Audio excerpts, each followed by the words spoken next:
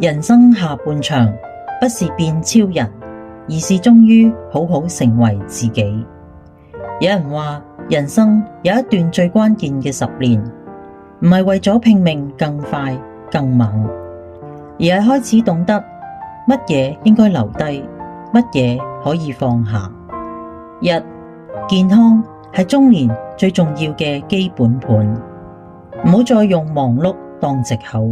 身體其實從來都唔講大話，體檢報告、睡眠品質、每日嘅精神狀態都誠實咁反映你點樣對待自己。早起半小時嘅伸展或者散步，同深夜不斷玩手機嘅選擇，久而久之差別就會好明顯。健康係嗰個一，其他再多嘅成功，如果冇咗佢，都只係後邊嘅零。二、關於金錢係從謀生走向創造嘅轉折。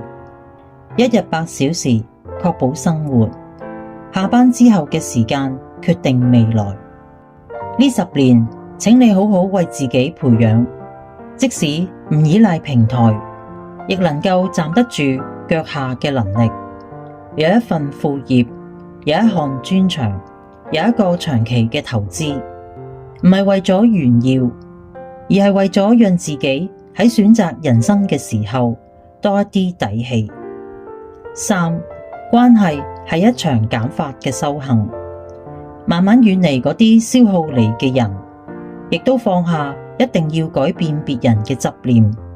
對父母多陪伴，少爭拗；對孩子多示範，少責備；對伴侶係並肩作戰嘅隊友，而唔係彼此嘅救世主。好嘅關係係各自獨立，願意互相依靠。4、時間係對生命最重要嘅尊重，將時間留俾睡眠、閱讀、運動，留俾季節轉流、山海風景。你點樣使用時間，其實就係默默決定你會過點樣嘅人生。5、自我唔係熄滅內在嘅火光，去學一樣與功利無益嘅事，影相、寫字、種花、沖一杯咖啡。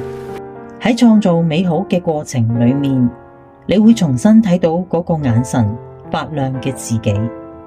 人走到一定嘅年紀，總係要為自己保留一啲睇起嚟好似冇乜用，但係能夠滋養靈魂嘅時刻。25歲到35歲，我哋忙着將生活撐起嚟；35到45歲，先至終於聽到內心真正嘅聲音。唔要羨慕20歲嘅青春，你嘅閱歷、沉穩同埋智慧，先至係時間送俾你最珍貴嘅勳章。人到中年唔係走下坡，而係人生真正嘅上坡路。站喺呢段嘅歲月半山腰，回頭看看火光溫柔，向前看看雲海遼闊，你比自己想象嘅仲要更有力量。